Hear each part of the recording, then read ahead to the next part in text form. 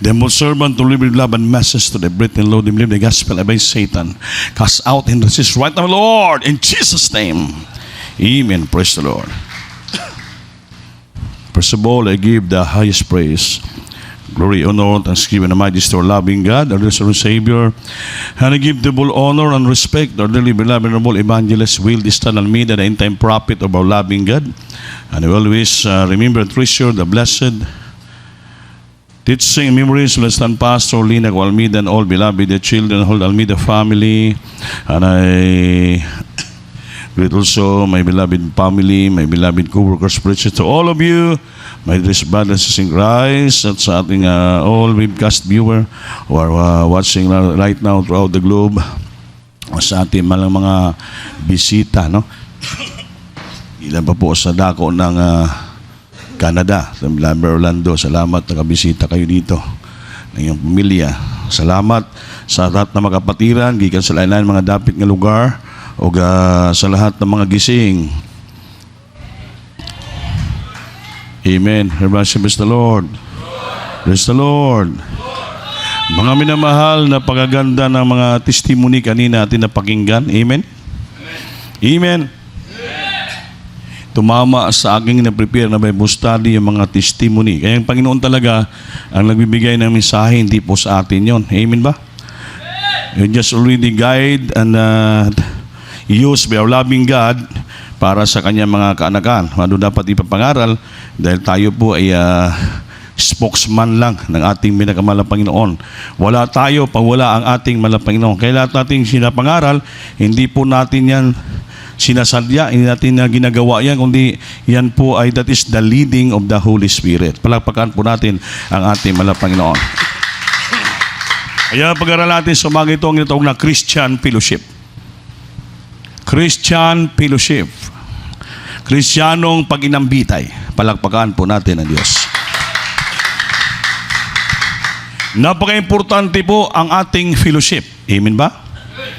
Maraming klaseng fellowship. Mga business fellowship, mga VIP fellowship, mga schoolmate fellowship, lahat. Tayo po ay Christian Fellowship. Mga Kristiyano kasi tayo, kaya mga Kristiyano tayo nag-fellowship. Nag-inambitay tayo sa ano? Sa ating pinakamamahal na Panginoon. Amen. Everybody say, praise the Lord. Praise the Lord. Sabi dito,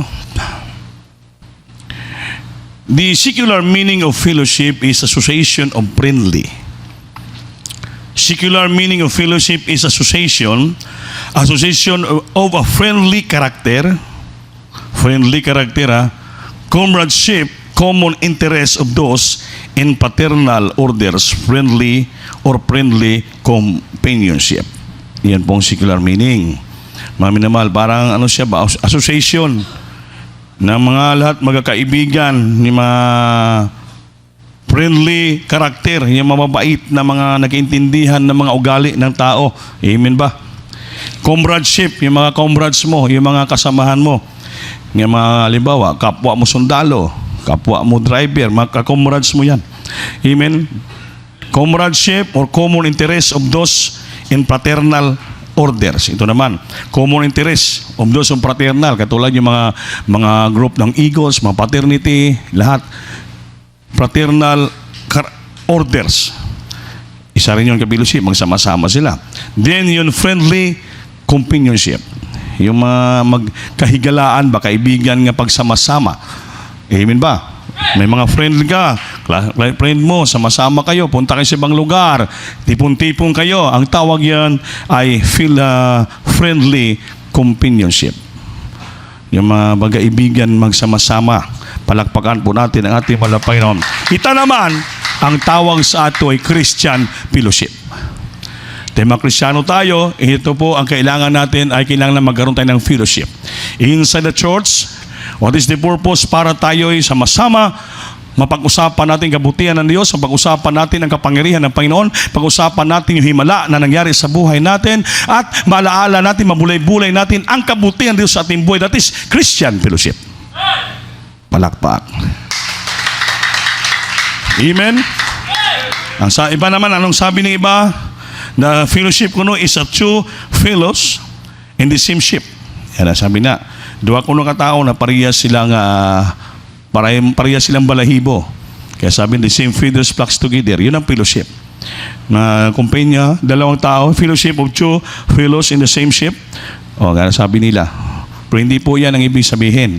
Mga minamahal, ay ang tunay ng Kristiyano, ang Christian fellowship is much deeper. Nakikinig ba kayo? Christian fellowship is much deeper, sweeter than secular fellowship. Because Bible fellowship means spiritual communion. A joint partnership, a joint sharing, mutual partakers. Palakpakan po natin Diyos. Kung marami mga fellowship sa iba-ibang sektor sa grupo ng tao, ang pinaka-kristyanong pag-fellowship, itong pinakamalalim. Amen? It is much deeper, sweeter, matamis, than the secular fellowship. Secular yung mga sectors, mga fellowship, grupo-grupo. Because the Bible fellowship means spiritual communion.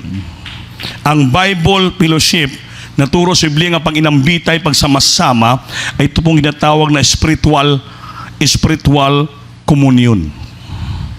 Spirituano nga pag inambitay, pagsama-sama. A joint partnership, sama-sama, joint partnership, and a joint sharing, and mutual partnership. Palakpakan po natin ang ating mutual partakers.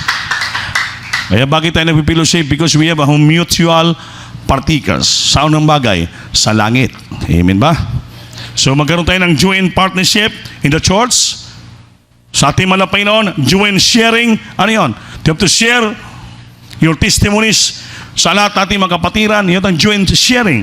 Because we have mutual partakers o pangako ng ating pinakamamahal na Panginoon. Naintindihan nyo ba? Ay sabi ng Biblia in 1 John 1:7, pakibasa. 1 John chapter 1 verse 7, but if we walk in the light, and He is in the light, we have fellowship one with another. Pakibasa, brad. Hallelujah, praise the Lord. Libro sa unang Juan, kapitulo 1, versikulo 7. Apan kung kita magalakaw diha sa kahayag, maingon nga siya ana sa kahayag, nan kita may pakigambitay ang usa sa usa. Ug ang dugo ni Jesus nga iyang anak, nagahinlo kanato gikan sa tanang sala. Palakpakan po natin ang Diyos. Ito po ang bakit tayo nagpipilosip. Basahin natin ulit. But if we walk in the light, as He is in the light, we have fellowship one with another. And the blood of Jesus Christ, His Son, cleanses us from our sins. Ito bang pinaka-main purpose kung bakit tayo nagpipilosip? Bakit tayo lumakad sa liwanag, sama-sama po tayo dito sa loob ng sambahan? Upang dito po mapikto ang dugo ng ating Panginoon sa gilitnaan ng ating fellowship when the Holy Spirit is moving. Dito po tayo malinis ng dugo ng ating mahal na Panginoon. Mapatawad yung ating mga kasalanan. Palakpakan po natin Diyos. Amen ba? Ngunit kung tayo nagsisilakad sa liwanag, na gaya niyang nasa liwanag, at may pakikisama tayo, fellowship, pakikisama, Bisaya, pag-inambitay, sa isa't isa, one to another. At nililinis tayo ng dugo ni Jesus sa kanyang anak sa lahat ng kasalanan.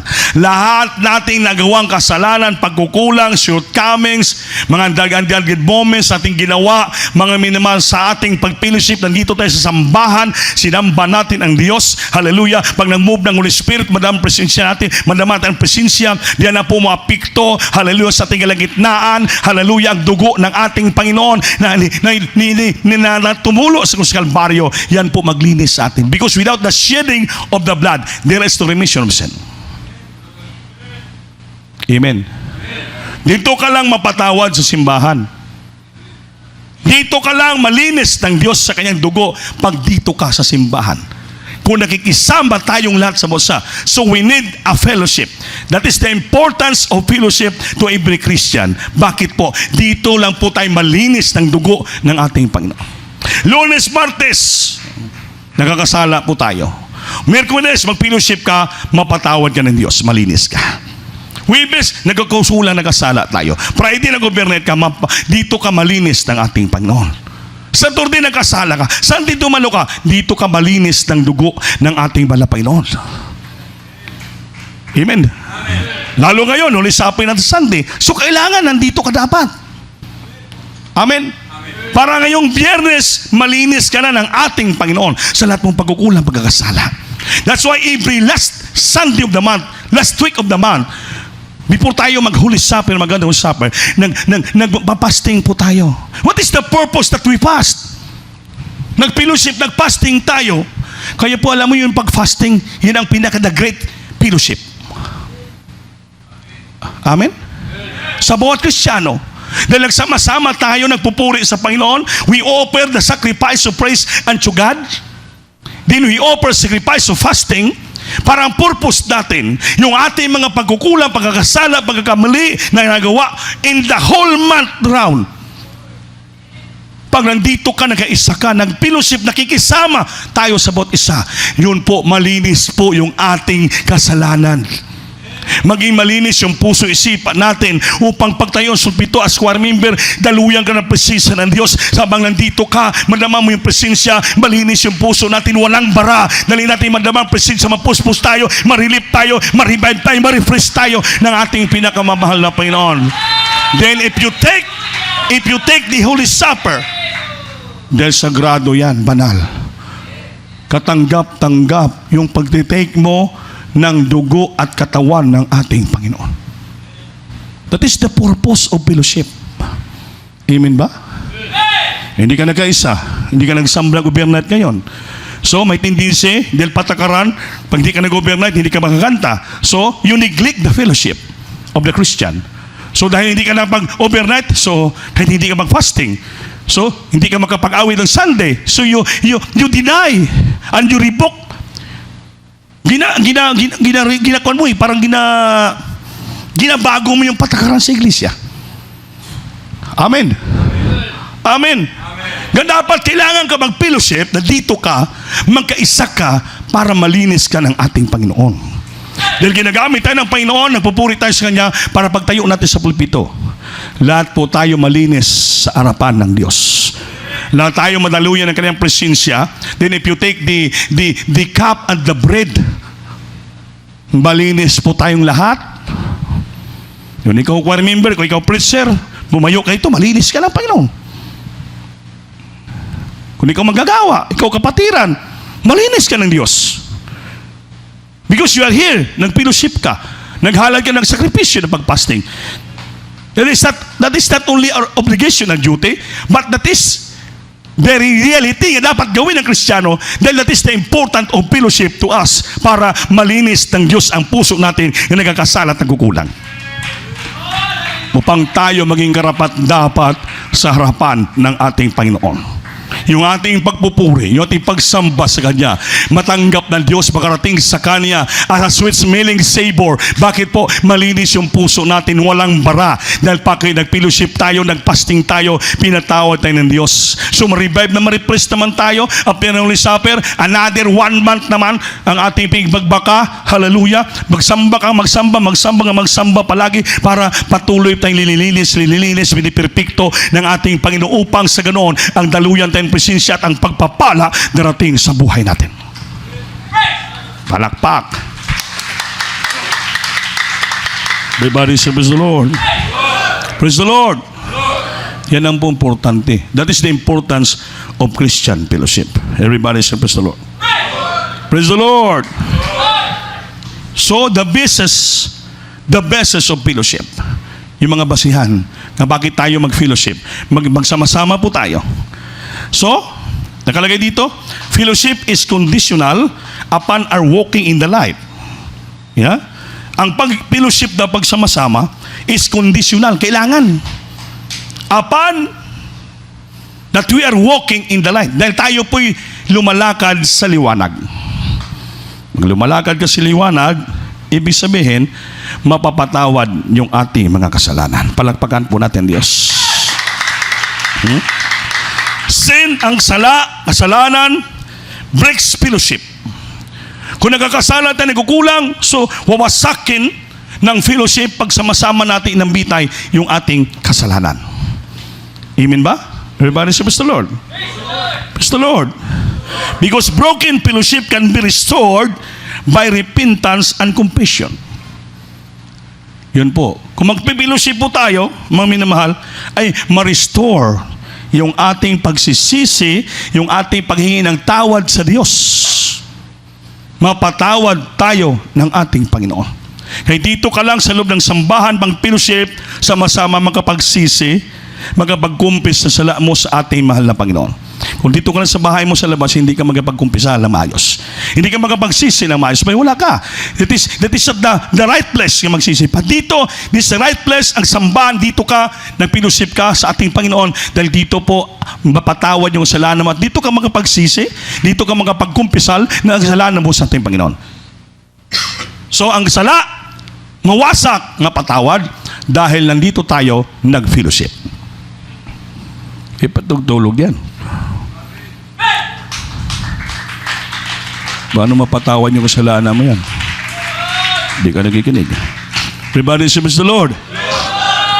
Praise the Lord. Dala nung last overnight, sabi ko, kung natulog ka lang naman, dapat huwag ka lang mag-overnight. Pag umaga, may nag-text sa akin Kuya, sabi ng isang prinsya, natulog ako. Hindi man ako natutulog. Sabi ko, anong malay ko kung natulog ka? Hindi makita-nakita. Bala ng Diyos sa iyo kung natutulog ka, hindi. Basta ako, sinabi ko, kung natulog ka lang naman, huwag ka na mag-overnight. Wala man kita makita. Ang tanong ko, natulog ka ba? Hindi man. Sino sabi siya? Hindi ako sa prinsya, natutulog ako. Bala na kayo dyan. Di wala naman kung nakita, natulog ka Imo na problema kung natulog ka, hindi. Di ba? Di kung meron kang dedikasyon sa ating mahal na Panginoon, di sumambang, punta ka dito, sumamba ka para mag-fellowship, bakit ka matulog? Hindi pong tamang lugar nga dapat matulog ka, kay sambahan ito. Nandito tayo para magsakripisyo sumamba sa Diyos. Not to render asleep. If you want to sleep, you go to your room, to your house, dito ka. Hey, dito, sambahan ito.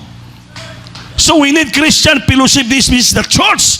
This is a sanctuary of God. Nandito ka para mag-render, magsakripisyo, magpuri sa Diyos. Kahit pagod ka, talaga magbata ka, makinig ka ng salita ng Diyos, magpuri ka, mag-imin ka, magpalakpak ka. Bakit po? Nandito ka sa sambahan ng ating mahal na Panginoon. You have to listen and hear the word of God. You have to praise the Lord. You have to clap your hands. Bakit?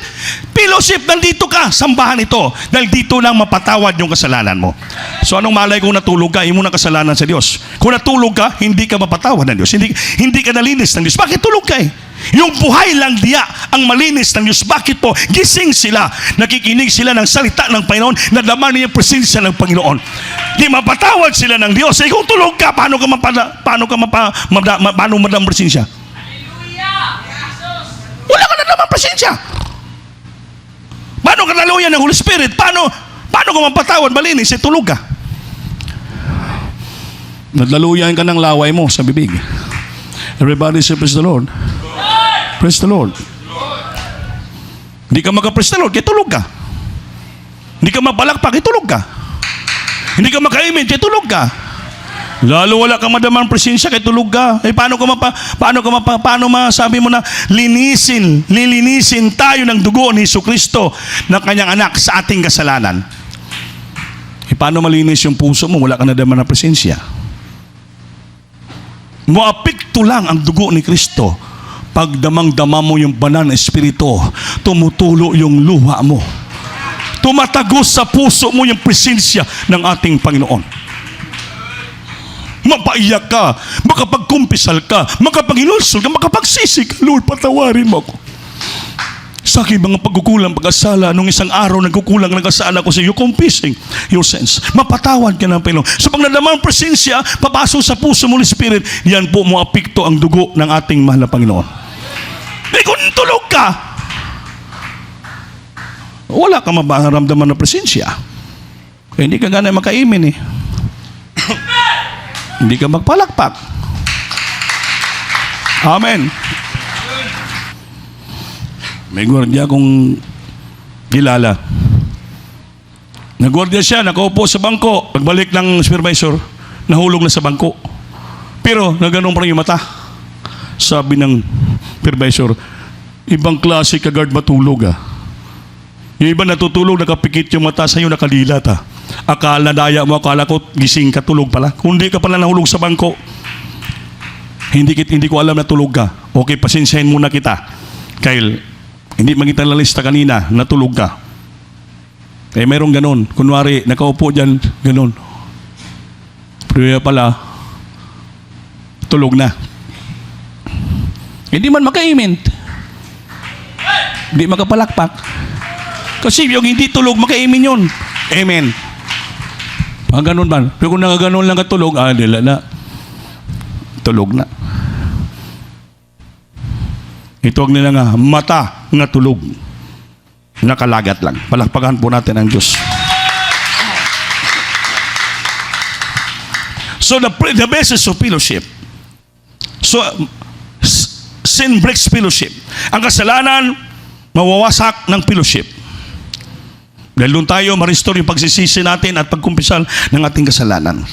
Dahil kung hindi mapatawad yung kasalanan natin, yan po mga minaman ang mga pag-separate sa atin sa harapan ng Diyos. Pag hindi mapatawad yung kasalanan natin in times of fellowship, hindi ka nakikinig na maayos, hindi ka nag-concentrate. Ibig sabihin, hindi mapatawad yung kasalanan mo. Kasi sa Biblia, sin breaks fellowship. Ang kasalanan, wawasakin, alisin sa atin by means of fellowship. So kung hindi ka nag-concentrate sa ating pagsamba, hindi ka mapatawad. Hindi ma-breaks, mawasak ang iyong kasalanan sa puso mo. So pag natili ang kasalanan sa puso mo, yan ang mag-separate sa iyo sa presensya ng Diyos. Magkapagpahimulag sa iyo, mapalayo ka sa presensya ng Panginoon. The Bible says, Isaiah chapter 59 verse 2, pag-ibasa lang. The book of Isaiah chapter 59 verse 2.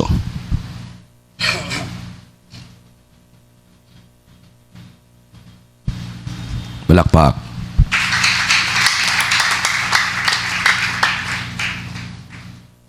Hallelujah, praise the Lord. Isaiah kapitulo 59, versikulo 2. Hallelujah, praise the Lord. Apan ang inyong mga kasalanan maoy nakahimulag kaninyo og sa inyong Dios og ang inyong mga sala nagapatago sa iyang naong gikan kaninyo aron siya dili makadungog. Amen. Palakpakan po natin Diyos. So tingnan mo. But your iniquities have separated between you and your God. Yung ating kasalanan nakapagpa-separate sa atin. Na yun ang nangyari na napalayo tayo. But your iniquities have separated between you and your God, and your sins have held His face from you, that He will not hear. Yung ating kasalanan, yan po ang nagpapalayo sa atin sa Diyos. Yan ang dahilan, hindi na po mapakinggan ng Diyos sa ating mga panalangin. Kundi, sa Tagalog, kundi pinapaghiwalay na ng inyong mga kasamaan kayo at ang iyong Diyos. At ang inyong mga kasalanan ay siyang nagpatago ng kanyang mukha sa inyo upang siya ay huwag makinig. So hindi na po tayo mapakinggan ng Diyos dahil because of our sin, yung ating kasalanan nga natago sa puso na hindi napatawad, yung pong nagpakubli sa mukha ng Diyos sa atin. Nagtatago yung mukha ng Diyos. Ang ating mga panalangin, hindi niya madinig. Just because of sin. Amen ba? Kailangan mapatawad yung kasalanan natin upang mapakinggan tayo at makita tayo ng ating Panginoon face to face. At marinig ng iyang tainga ang ating panawagan. So that is the importance of fellowship. Amen ba?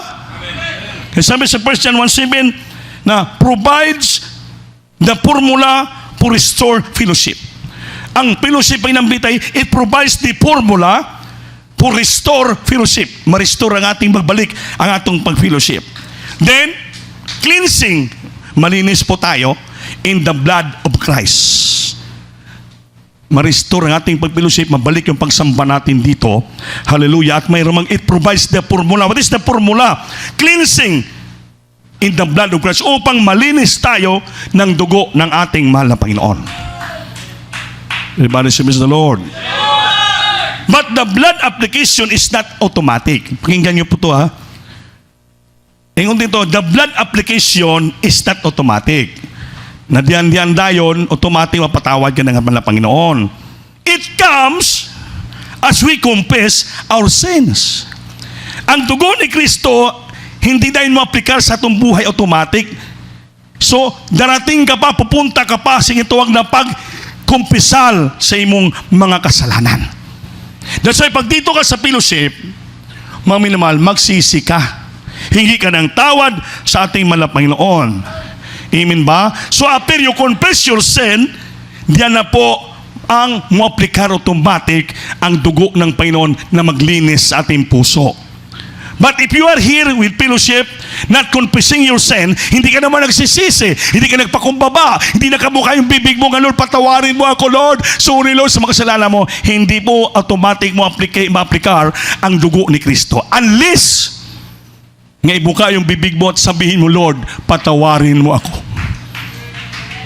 Hindi ko na ulitin yung kasalanan ko. Ayaw ko na maging absinos, Lord. Gusto ko na palagi dumalo sa gawain. Ayaw ko na balikan yung makahinaan ko, mahal na Panginoon. Sa oras na to, linisin mo ako. Cleanse me. Kaya sabihin, that the blood of Jesus cleanses us from our sins. Amen ba? So, importante yung fellowship. Walking in the light. Walking in the light means walking in the obedience to the will of God. Ang paglakad sa liwanag, it means na you're walking in obedience to the will of God. Pag lumakad ka sa liwanag, sabi ng Biblia, it means na you're walking in the obedience to the will of God. Kasi lumalakad ka sa liwanag, ang ibig sabihin, lumalakad ka nga ikaw ay matinubanon sa pagsunod sa kalooban ng ating mahal na Panginoon. Everybody say, praise the Lord. Walking in the light, it means walking in obedience to the will of God. Ano ibig sabihin? Walking to the obedience of the will of God, meaning following His footsteps daily. Ginagawa natin ang mga yapak ng ating Panginoon araw-araw. Umiiwas tayo sa kasalanan, umiiwas sa sanlibutan nga gawa. So you are following His footsteps daily. Then following His footsteps, and we do no sin. Pinusunod natin ang yapak ng ating Panginoon at hindi na po tayo nagkakasala. Palakpakan natin Diyos sa mga minamahal. Everybody say praise the Lord. Everybody say praise the Lord. Yan pong ibig sabihin na walking in the light means walking in obedience to the will of God. Anong ibig sabihin? Following His footsteps daily, araw-araw. Following His footsteps, and we do no sin. Hindi na tayo gagawa ng kasalanan. Amen ba? Because fellowship is based on an intimate family relationship to Christ and His family. Ang fellowship based on an intimate family relationship. Palang nagbabase sa ating mainit na relasyon sa pamilya, sa ating mahal na Panginoon, and His family. What is family? Yung mga Kristiyano sa loob ng iglesia. Kaya pag dito ka nag-fellowship, that is our intimate family relationship. Family, because we are one body in Christ, and member particular is a household of Christ. So meaning the intimate family relationship to Christ and His family. Ibig sabihin, pag magsamba ka dito, gusto-gusto mo makipagsama-sama ka palagi sa mga anak ng Diyos. Because you are one family. Amen ba? Gusto-gusto magigil ka na gusto makita yung mga kapwa mo kapatiran dito sa simbahan. Amen. Pero kung hindi ka magpulis, hindi ka mag-fellowship, hindi ka magsamba, ibig sabihin, meron kang kinakainisan dito sa simbahan. May ayaw kang hindi makita dito na mukha. So hindi po yan. Kailangan ang pag-fellowship, pagsamba, tuwang-tuwa ka, ay makita ko naman si brother ganito, makita ko na sister ito kaysa samba ko. Hallelujah. Because we are one family. Amen? Amen? Isa ka pamilya tayo na tayo nagpipellowship, nagsama-sama para sa ating pinakamahal na Panginoon. Everybody say praise the Lord. Praise the Lord. No matter nga marami ka natitsuran dito, hindi ka ganaan magmukha nila. Pabayaan mo sila. Amen? Pero kahit na nga hindi ka ganahan sa kanila, ayaw magkamusta sila, hindi mo ganahan ang mukha nila, just speak of fellowship, kailangan pumunta ka pa rin dito. Dahil sabi ng Biblia, mahalin mo yung kaaway. Kamustahin mo ang imong gagalit. Bigyan mo ng cake ang imong gagalit. Pag magpunta ka dito sa sambahan, mag-fellowship ka, magdala ka ng chocolate, magdala ka ng cake, para yung kagalit mo, nainisan mo, tagaan mo ng cake. Dahil gusto mo lang magipag-fellowship kayo mga para magbalik ang yung sama-samang fellowship, intimate family relationship bilang Kristiyano. Kaysa tayo sa katawan ng ating mahal na Panginoon. Pag galit ka kay Bari Ande, pag sumamba ka rito, magdala ka ng puto. Amen? Amen. Pagdating sa table dyan, Bari Ande, ito yung puto, ilabay mo sa akin. Kay galit ka eh. Wala nag-imin.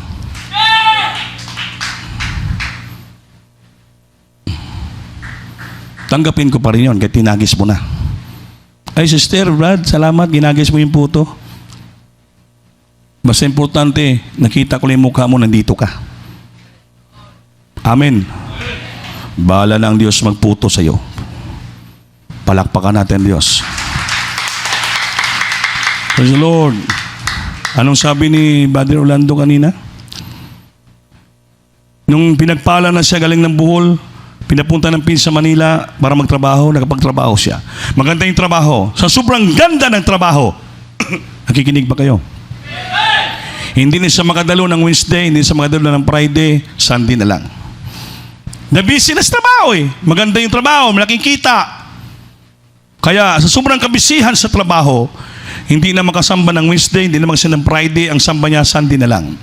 Pag-praise ng mga pastor, sabi ng mga pastor, kung gusto mo ng langit, dumalo ka Wednesday, Friday at Sunday.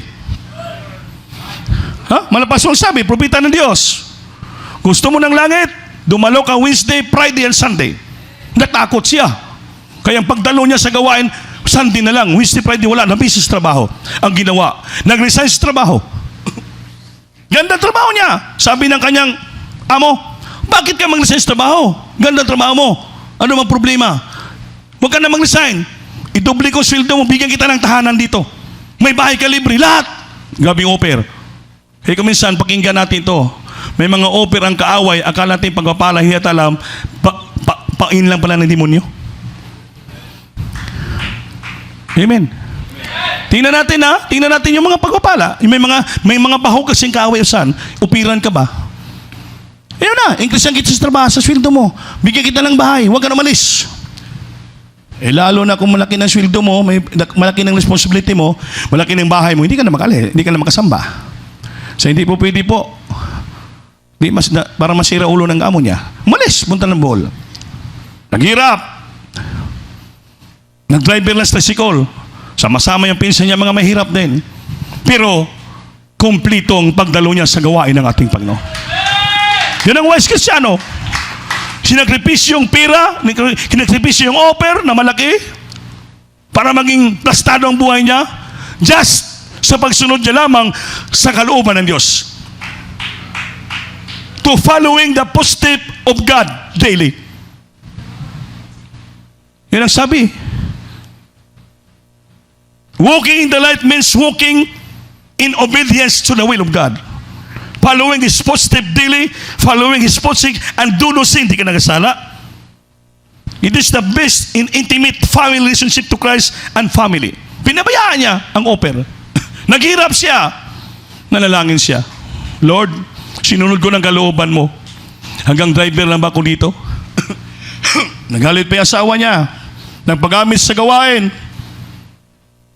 Nagalit ang asawa niya, kinisyon na siya, bakit nagsimba-simba paggamit yan? Kaya nang lamig asawa sa Saudi. Real testimony niya.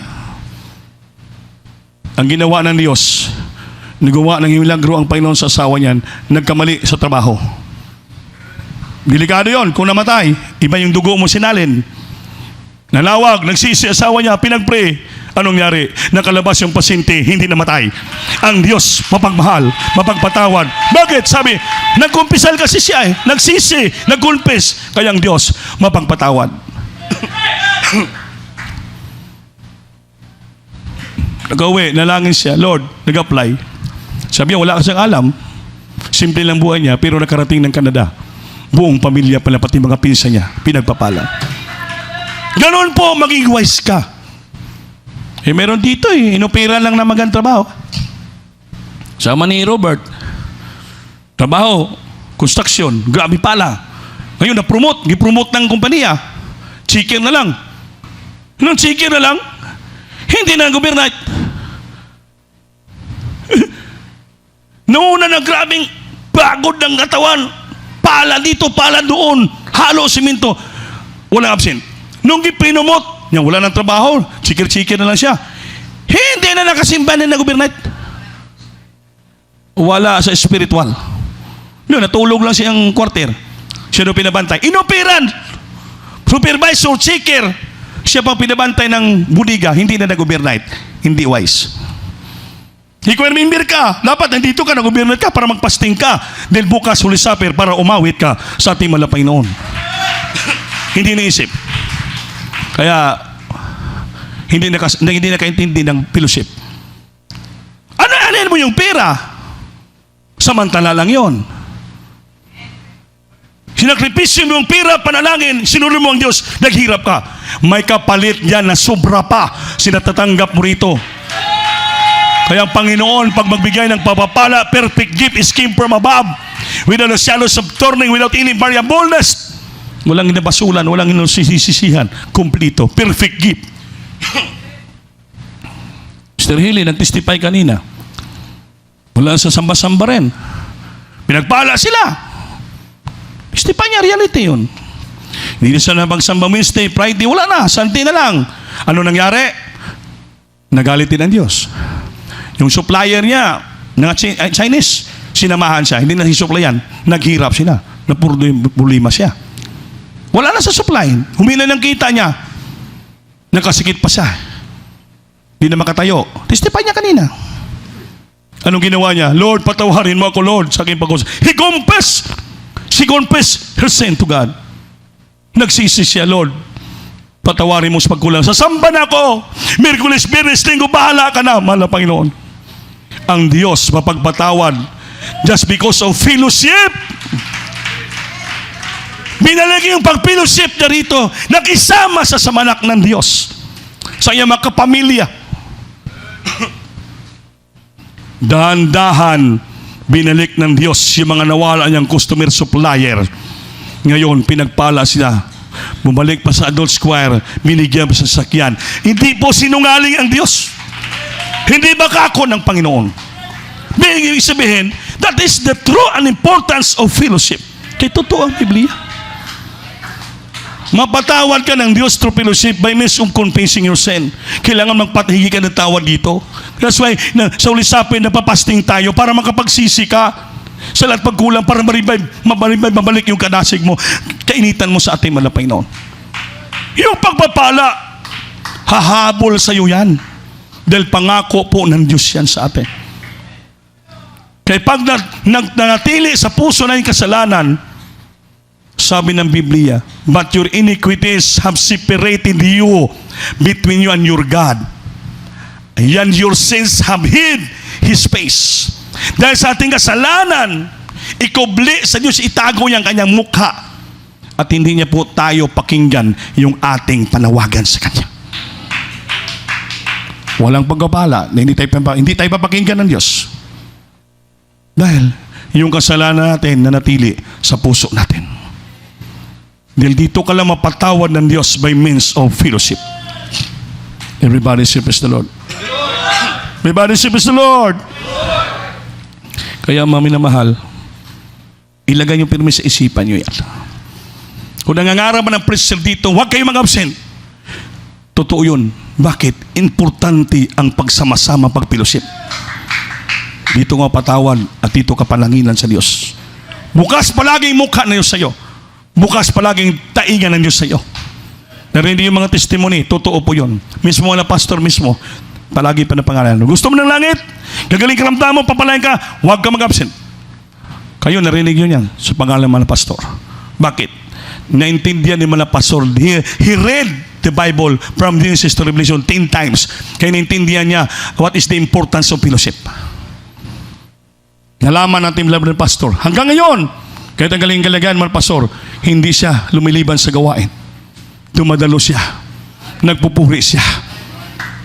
Dahil sabi niya, habang ako may buhay, habang ako may lakas, habang ako mahininga, sambahin ko, purihin ko, pasalamatan ko ang ating Panginoon. Bakit? Hindi ako makabalos, makabayad siyang pagkabutihan sa aking buhay since I met Him until now. Hindi natin mabayaran ng Diyos. Actually, ang Diyos bumayad sa lahat nating kasalanan. Anong dapat gawin natin? Simple lang yung pagsamba. At sa pagsamba natin, dito tayo mapatawad. Dito tayo malinis ng Panginoon. Masama ba yan? Nagkakaisa po tayo dito. Gawin natin tungkulin. Tayong pagpalain, tayong linisin ng Diyos. Hindi po masama yan. Mabuti yan sa bawat sa atin. Yan ang tinuturo ng banal na kasulatan. Palakpakan po natin Diyos, mami naman. Everybody say praise the Lord. Kaya na pang-importante yung fellowship, mami na mahal. Importante yung pagsamba. Importante po ang pagsunod sa kalooban ng Diyos. Fellowship, it means obedience. Obedience to the will of God. Pag hindi ka sumasamba, hindi ka magsamba, yung sabihin, hindi ka sumusunod sa kalooban ng Diyos. You are not following the footstep of God. You are not following the footstep of God, hindi ka magkakasala. Kasi outside, pag ulang ka sa pagsamba, marami ka mamit doon, yung mga sanlibutan, magkakasala ka. Dahil bakit? Imbis mag-fellowship ka sa iyong pamilya sa church, dito ka nag-fellowship sa mga taong makasalanan. Pag nag-fellowship ka sa taong makasalanan, mamilal, madala ka na siyang kasalanan, magkakasala ka. Amen ba? Kaya sabi ng Biblia, huwag ka umupo sa upuan ng mga mayubiton, sa mga kasalanan ng mga tao, upang maging katulad ng kahoy na tinanim sa tabi ng ilog, na mamunga, hindi mapulak ang bunga, ang mga dahon hindi malalaya, at ikaw, pagpapalain ng Diyos. Sa lahat mong gawin, maging muswagon, maging prosperous ka. Bakit? Pangako po ng ating Panginoon yan. Everybody say praise the Lord. Everybody say praise the Lord. Amen ba? Why must we have fellowship with others? Bakit kailangan nating sama-sama maging ng fellowship sa bawat isa? Dahil nakasulat po sa Biblia. Hebrews chapter 10 verse 25. Kaya hindi pag-ibasa.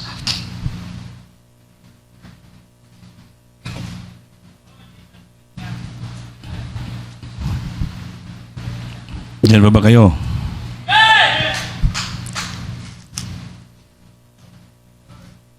Hebrews 10:25. Kapitulo 10, versikulo 25. Praise the Lord.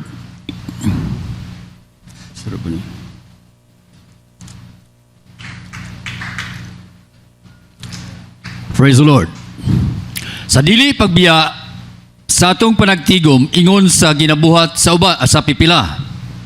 Hinunua sa pagdasig sa usa ug usa og ilabi na gayod nga makita ninyo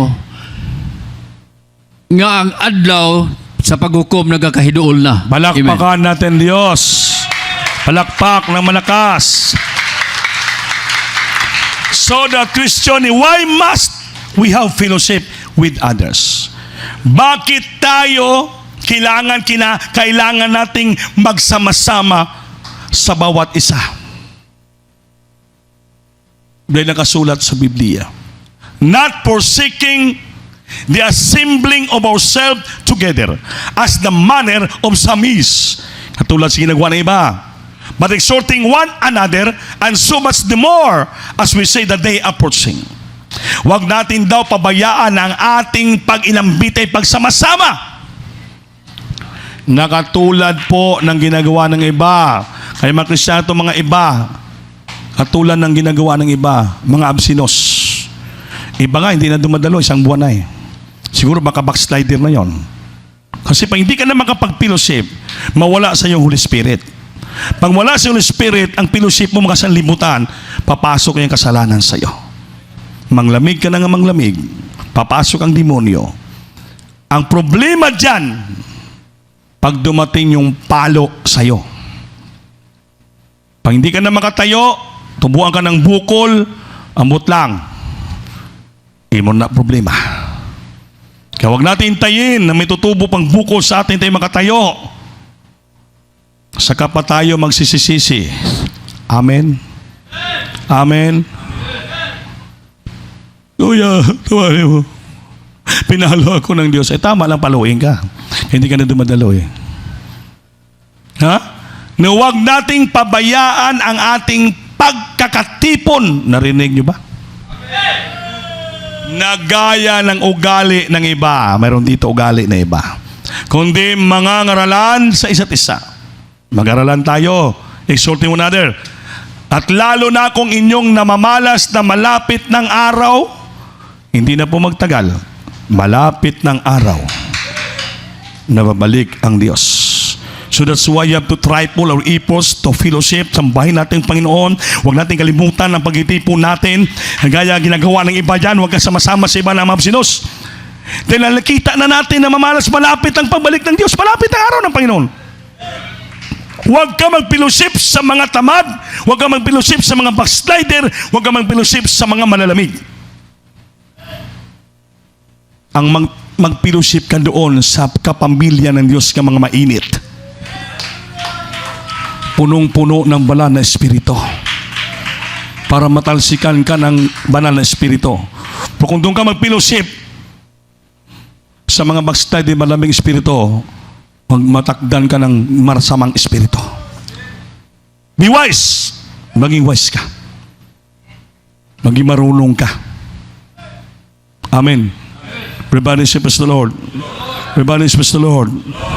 Importante po maintindihan natin ang ating ginagawa. Ang fellowship is God's order for mankind. Pakinig kayo ha. Fellowship is God's order for mankind. Ang pag-fellowship pagkasama-sama giordinahan ng Diyos. At inutos sa lahat ng mga tao. Naintindihan nyo ba? Fellowship is God's order for mankind. Amen ba? Amen. Hindi po pala yung tao lang. Hindi yung mga preacher dito, kundi ang Diyos mismo. So yung pang-fellowship, God's ordained. Hindi basta inordinan ka ng Diyos. So yung pagsamba, pagsama-sama, God's ordained. Kaya pag sinadya mo umabsent, sabi dito sa dugtong ng 26, wala ng Kristo pamapako para sa iyo. Kundi paabutin mo na lang yung apoy na lulunok sa iyo at kakain. Parusahan ka ng Diyos. Why? Because fellowship is God's ordained and order for mankind. Order sa lahat ng tao sa lupa. Everybody say praise the Lord. Palakpakan natin ang Diyos. Amen ba? Kaya kailangan maintindihan natin mga minamahal. So how do we have fellowship? Paano daw tayo magkaroon ng pagtitipon? Last na lang ito. How do we have?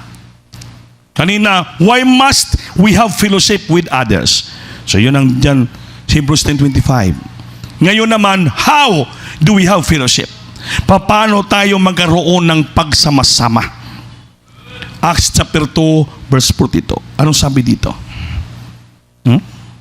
And the sense in Jerusalem Church continued steadfastly in apostles' doctrine and fellowship and breaking bread and prayer. Palakpakan natin Diyos. Pakibasa, Brad.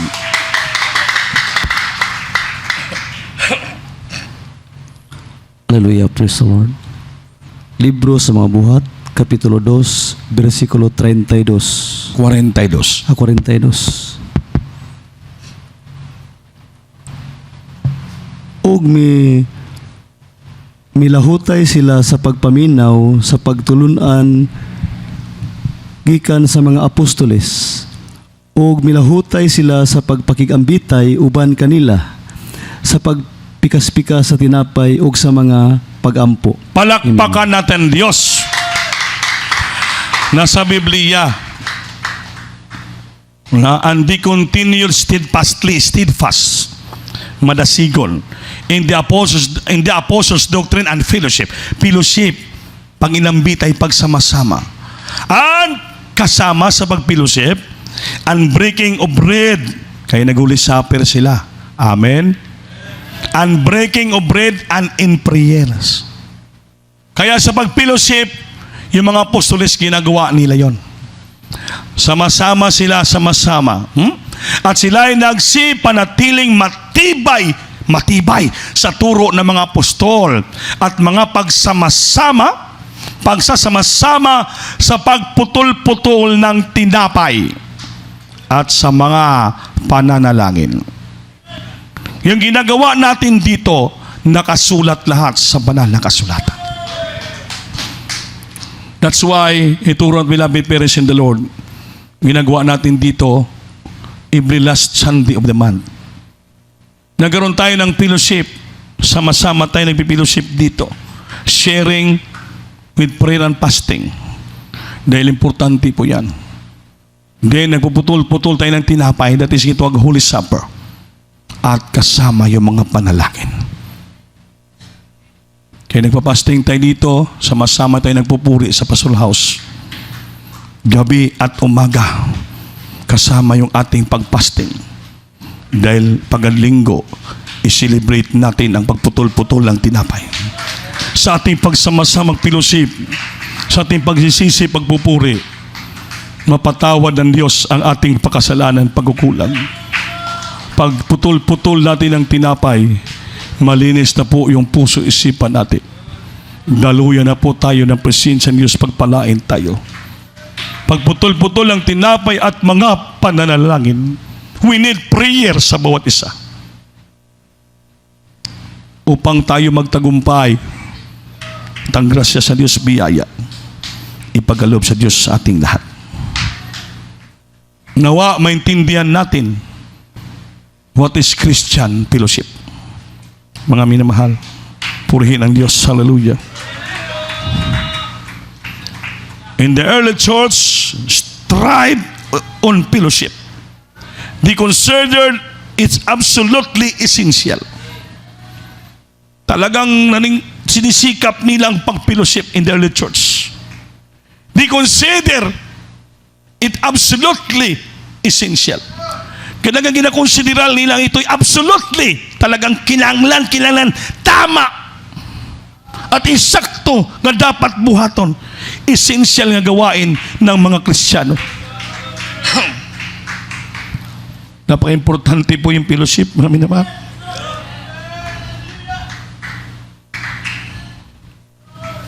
Sabi dito, fellowship is not a passive thing.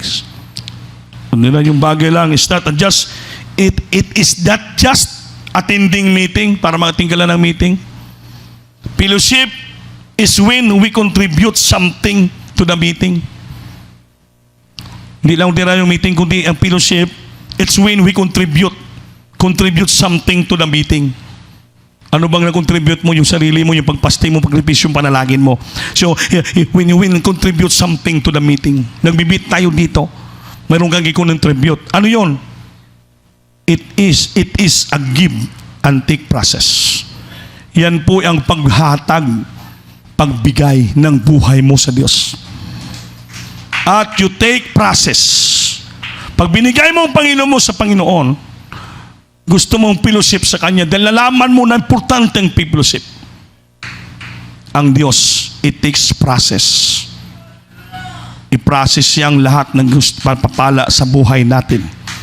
Dahil mayroon tayong binigay sa Kanya. Ano yon?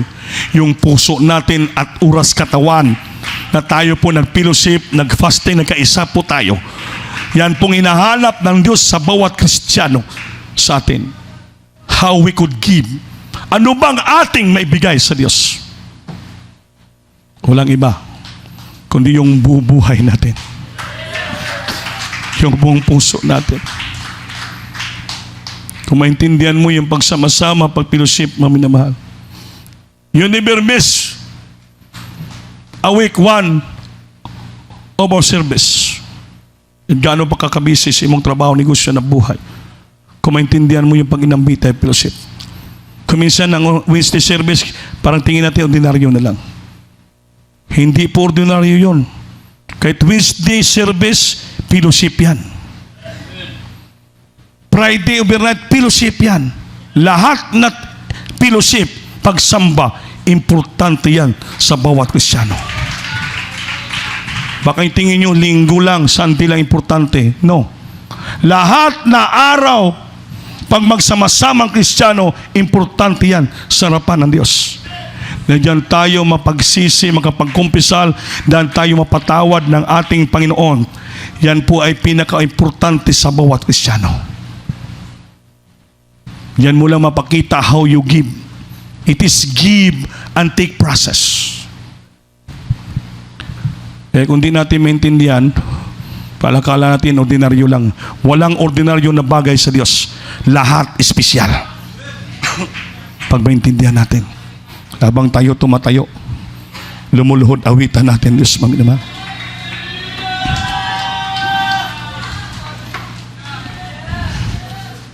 It is give and take process.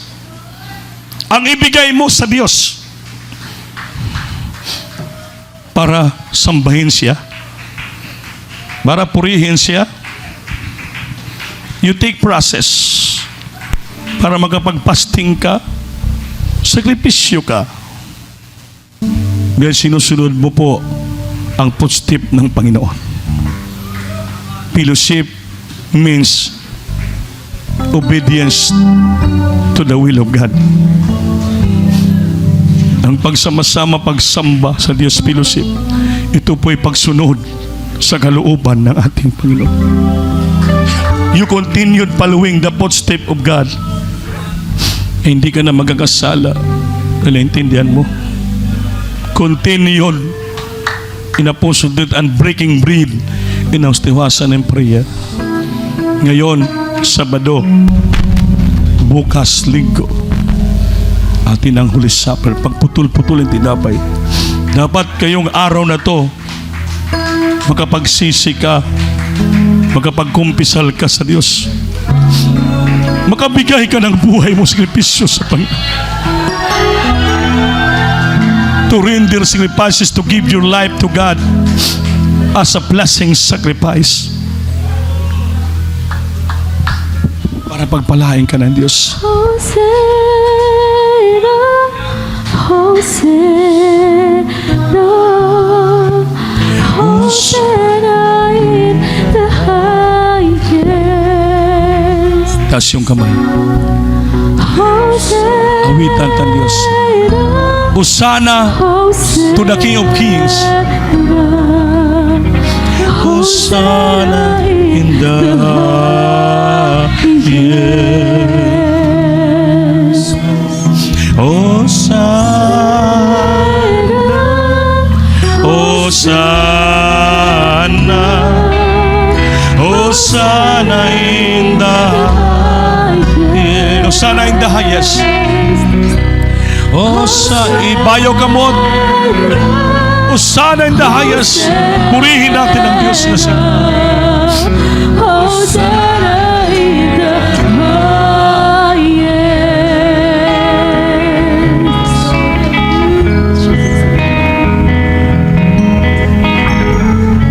Hallelujah. Jesus. See the King of glory.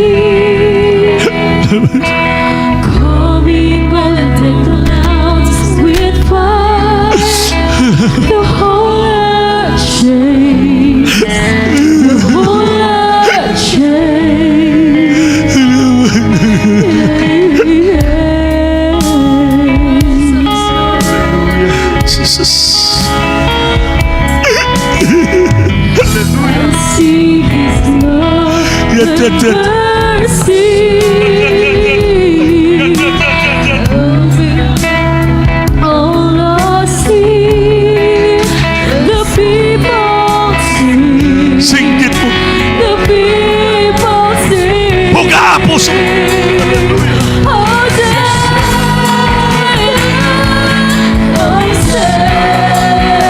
Hingi ka ng patawad sa Diyos. Ikumpisal mong pagkukulit.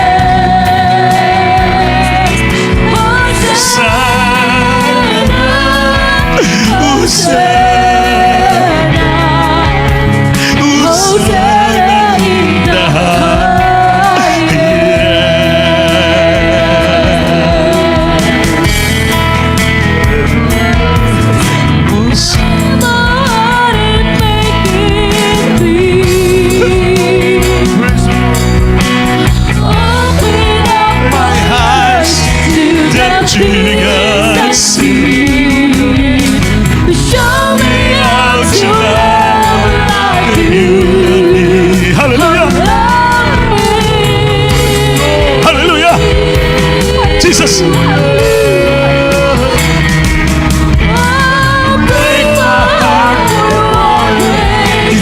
Hallelujah. Jesus.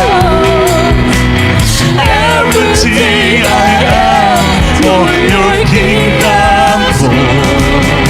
Dagon ka.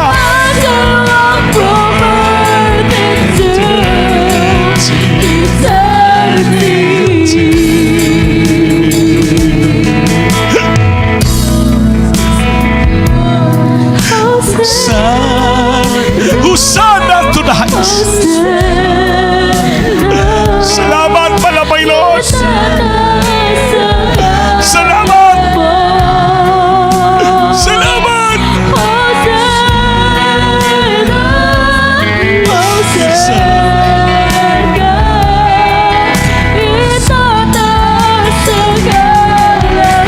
Sige, buka. Bigayin mong puso. Hingin ang patawad sa mga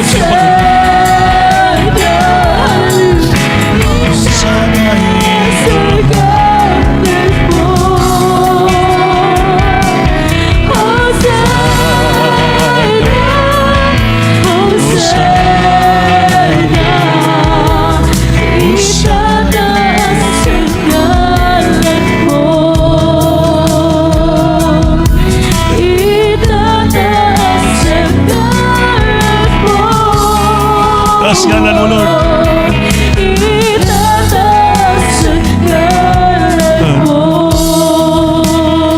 Hallelujah, hallelujah. Hallelujah. Huwag mo pigilan sumigaw. Bigayin ang puso mo. Aron madama mong presensya. Maramdaman mong presensya o nga naramdaman mong pinatawad ka ng Diyos.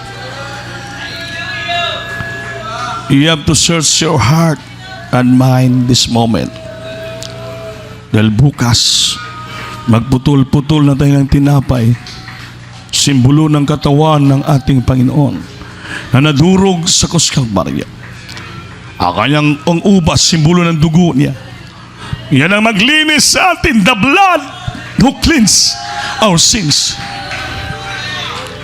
Kaya ngayon pa lang, sikapin mo na maramdaman mo na malinis na yung puso mo. You have to prepare yourself. You have to prepare your heart. You have to prepare your mind for tomorrow's appear. To remember the sacrifices of our dearest Jesus. Remember the death of our Christ, the suffering of His body, the shedding of His blood for the mercy of our sin. Kaya maminamahal, itaas yung kamay. Manalangin tayo. Taos pusong pagsisisi. Taos pusong pagkumpisal. Aron maramdaman mo yung hipo ng Panginoon. Opo, dakilang Diyos. Sa mga oras na to, salamat sa salita mo na dungog po namin. Nagturo sa amin, nagbukas na ng puso't isipan, damdamin. Lord, hindi may tago sa iyo ang lahat namin mga ginagawa. Lahat hayag sa harapan mo, Lord. At alam na alam mo yung lahat naming pagkukulang, pagkakasala. Ang pulong salita mo nagsabi, kung kami magsinulsul, magsisit, magkumpisal, ikaw mapagpatawad. Lord, patawarin mo kami. Patawarin mo kami, Lord. Sa lahat naming pagkukulang, pagkakasala, ihanda ang puso namin na malinis para bukas sa pag-alaala namin sa iyong katawan at dugo, Lord. To give ourselves to thee, my God, for the little sacrifices, to do thy footstep at following thy will, just because of obedience in the fellowship. Tulungan mo kami, so dalangin mo na, Pastor, sa pangalan ni Jesus. Singgit, hallelujah. Singgit, hallelujah. Singgit, hallelujah. Hallelujah. Jesus. Ipatong kamay sa ulo nyo. Lahat mo tayong maglihans. O pumalapay na kilang Diyos, babang kapangyarihan mo sa magilagitan sa oras ito, papalain mo at pagtawahan mo, Lord. Hallelujah, dalangin, propita mo na, Pastor, minsan ang paulit. Hallelujah. Ay, by the power of the most impermanent sickness and diseases, cast out from my children of the might of Jesus. Be healed, let the problem of my blessed children, Lord. Financially, physically, spiritually, my God. Palain mo tanan sila sa spiritual life. Bless them so much, my God, Lord. In Jesus' name. Jesus' name, Jesus' name. Hallelujah, praise the Lord. Hallelujah. Amen. Everybody service the Lord. Palakpakan natin Diyos, mamahal. Lahat po tayo tumayo. Tasyo, kamay, tapos puso ng paglukso. Malakas, galing sa puso. Hallelujah, praise the Lord. Hallelujah, praise the Lord. Hallelujah, praise the Lord. Mamahal, tandaan niyo po, ulitin ko. Magkapatiran, magdala kayo ng mambunga bukas, at Holy Supper, mga choir, ginagamit lahat.